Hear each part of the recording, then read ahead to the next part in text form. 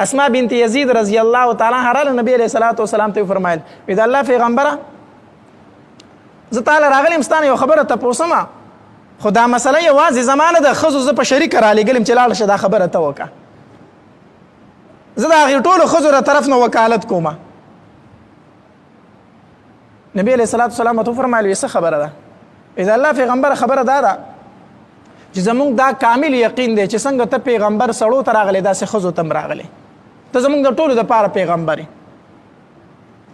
خو تپوس دا کومه چې نارینه زمونږ نه په نیکو اعمالو کې مخکې لاړل مونږ ښځې وروستو پاتې شو سره د دې نه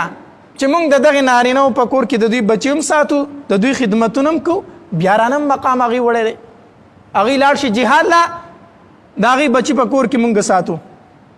هغې کو بار کار روزګار کوي د هغې بچي مونږ په خپلو خېټو کې دننه ساتو نو هغې جهاد کوي هغې حج لځي هغې جمعې لځي دارنګې نور اعمال کوي ډېر چې مونږ ښځې یې نشو کولی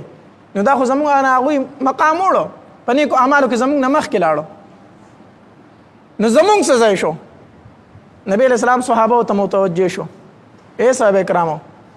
داسې تپوس خو چېرته د اسلام متعلق د ښځې نه اورېدلی دی څومره بهترین سوال یې وکړو صحابه وفرمایل د الله پیغمبر زمونږ خو په وخت او ګمان کې هم نو چې یو ښځه د اسلام متعلق داسې تپوس کولی شي او دغې خبرو ته خو زمونږ سوچ هم نه دی تلی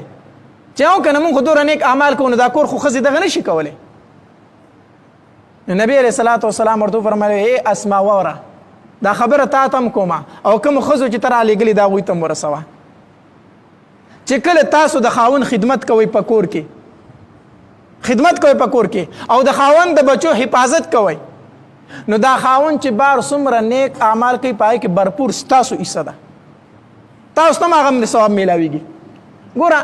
نو نارینه ته خو صرف خپل نیکو اعمالو ثواب میلاویږي که نه ښځې ته دې ته ډبل ثوابونه میلاویږي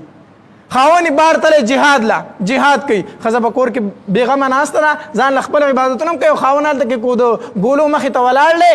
نو د خاوند په اعمالو کې د دې حصه ده خاوند راغلی جمعې مانځله ښځه نه ده راغلې کور ځان له مونځ کوي نو هغې خپل مونځ وکړو هغه ثواب ورته هم میلاو شو که تاسو د جمعې مونځ وکړو ستاسو بارې کې هم د هغې حصه ده د نارینه سړي په هر نیک کار کې د ښځې حصه ده خو دا کله دا کومه هغه ښځه چې کومه د خپل خاوند حفاظت کوي د کوم د خپل خاوند خدمت کوي او خاوند رضا ساتي